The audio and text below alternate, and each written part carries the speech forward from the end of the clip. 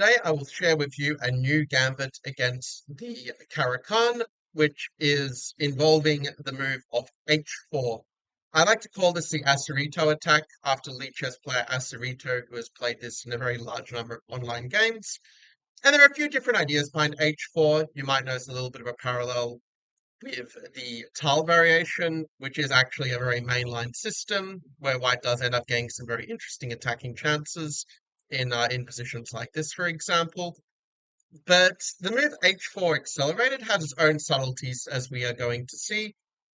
After D5 and E5, if black now plays the move of bishop F5, as it would normally do in the advance, well, we are not limited to transposing back to the tile variation with D4, but we do get this other option of playing G4 instead, and just asking the bishop where it's going to go. Because we saw in the tile variation, you don't really get that option as easily when they just play H5, but here we do get out G4 on the board. They can't just play the bishop to say E4, because then the bishop is just going to get trapped in the Noah's Ark style as we see here.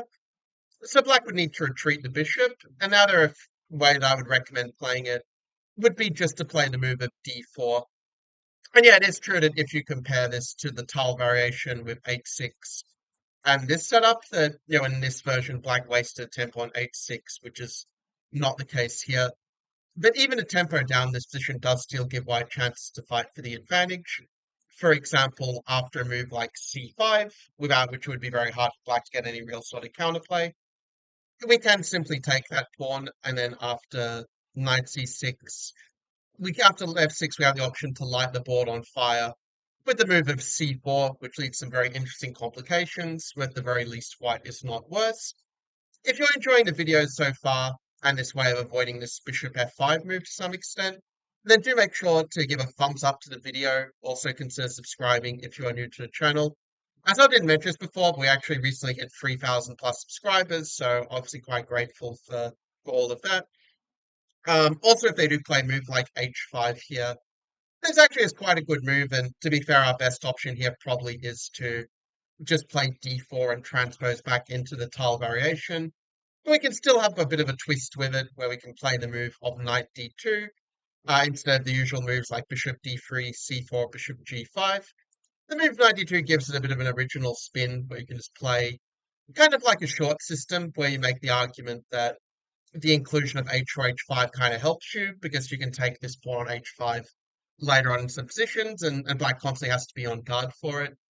Such I think a position like this, for example, is just going to be a little bit better for white, or at the very least easier to play because of black's difficulty in really getting a good pawn break. F6 is also a lot less desirable when we can simply take the pawn on H5 with check in response.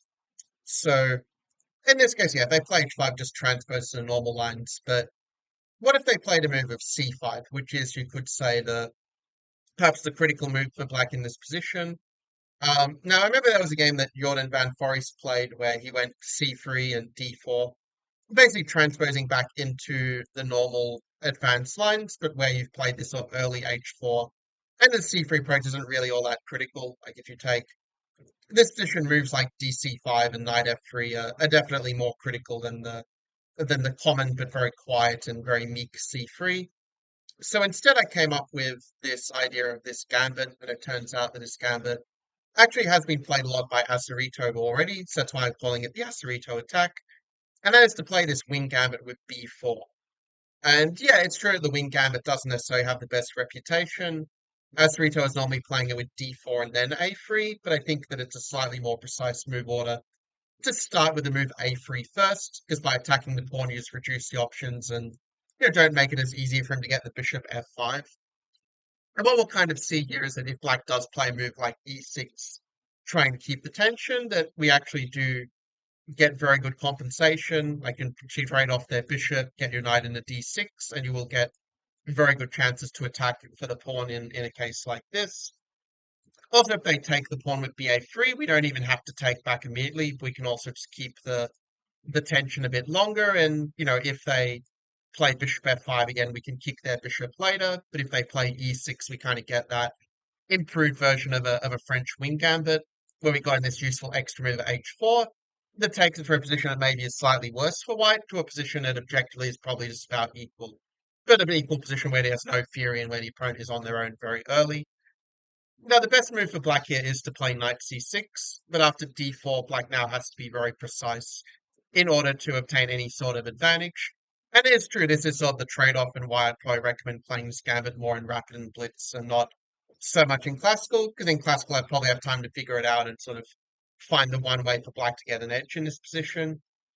So just to sort of say from the outset, the move that black should play and the risk you take when you play this is that the move of Queen a5 is quite strong. I mean, even in this sort of position, actually, if the pawn was back on h2, the best line for black would be to play Queen b6 and Bishop f5, which is actually what I did with the pawn h2 in a game I played about 15 years ago. Here, though, it's not so effective because you have this move at g4, and again, if you try to keep the bishop on the diagonal, the bishop kind of gets trapped. But if you go back, then you sort of still get quite reasonable compensation where you can play c3 or you can play knight d2. But either way, you end up getting actually quite a lot of compensation for the pawn. You just have this nice lead in development, and it's not so easy for black to get his pieces out and consolidate. It's definitely a very fresh kind of gambit weapon here that white is getting on the board. But yeah, the Queen a5 is definitely the most annoying move, and against that, I would probably suggest playing a move like bishop to d2. With the idea of knight to d4 that you do have the capture as it were, but yeah, in this case, they play like bishop f5 or queen a4. Then, yeah, objectively, black's got a little bit of an edge, but it's still a position with some chance to complicate. Like you go for, say, queen c1 and knight f3, or you can play like knight to b2, and you sort of eventually resolve that tension and still get the play kind of in the spirit of a wing gambit against the French. So yeah, that's kind of the worst case scenario to be upfront about it. However, I noticed in Elite Chess Explorer that virtually nobody was finding these Queen b6, Queen a5 kind of moves. Because actually also after Queen b6, black kind of has to find the move of Queen a5 again if they want to get an advantage, and virtually nobody on the Elite Chess database was finding Queen a5. They were mostly playing other moves such as e6, which actually is already a little bit of a mistake. Like in this position, white is actually already going to be a little bit better as such. Like you can sort of play moves such as, like even knight h3 is kind of an interesting idea where you sort of bring the knight in and just build up a very strong attack. But yeah, this position is actually deceptively very difficult for black to play. Any sub ideas, bring the knight to a3 and b5 in some moments as well. So e6 is the most common move, but actually a little bit of a mistake here. The move of ba3 is not as big a mistake, but also not really ideal. You can even play a move like c3, just kind of wait and see which way they go. And yeah, they can play bishop f5 and make the point that g4 is not as effective when you can take the knight on b1 perhaps. But even so, you can still play knight takes a3. And your idea is just going to be to bring the knight to e3 and harass the bishop that way. So kind of playing in a bit more of a long-term sort of fashion. And in fact, it turns out the only way for black to not just be worse at this point is actually to play the move of f6. But then you have some interesting ideas like queen b3, bishop b5. No, you have a lot of these very interesting gambit ideas, sort of alternatives to the obvious knight f3, and you can explore some of these ideas in your own time to kind of see how the positions sort of play out. But it does turn out white gets pretty good compensation for the pawn with just the space and the king being stuck in the center. Yeah, very modern kind of approach to chess, this one. And yeah, if they do play bishop f5, as noted before, that just runs into g4 at some point. Actually, g4 is not the only move here, but it's kind of the consistent one. And yeah, in a position like this, you're just kind of saying that with your extra space on the king side to go with your usual sort of wing gambit compensation, that yeah, you are going to have pretty decent compensation just going for the pawn storm and combining that with your typical wing gambit sort of play along the way. So yeah, very interesting and fun sort of lines. This is all completely in your virgin territory, like virtually no games played.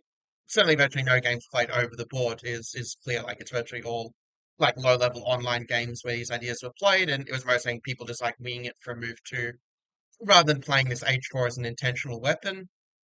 Just to conclude, if they do play a couple of alternatives, like clearly g6 is sort of out of the question because it just justifies our h4 very strongly to get this kind of fawn pawn sort of attack, as it were. But if they play e5, the move d4 becomes a very good reply. We get an improved center game where they're not able to play knight c6. And if they do play a move like d6, trying to transpose into a Pyrrhot's defense, it's actually not so bad for white this version. Then, if black plays g6 again, h5 proves very useful. And in fact, you can even play it as a pawn sack and get some very interesting compensation for the material with something like this, for example. Um, or even queen e2, I guess, would also work. The idea they can't really castle short, because then you kind of make them on this file. But that would give white very good compensation as a way to play it more creatively.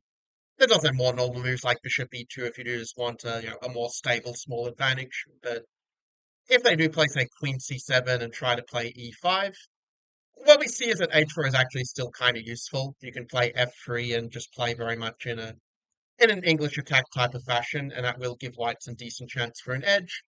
Similar story if you go for the bishop e3 move order, and the real creatives can play d5 even as a third option.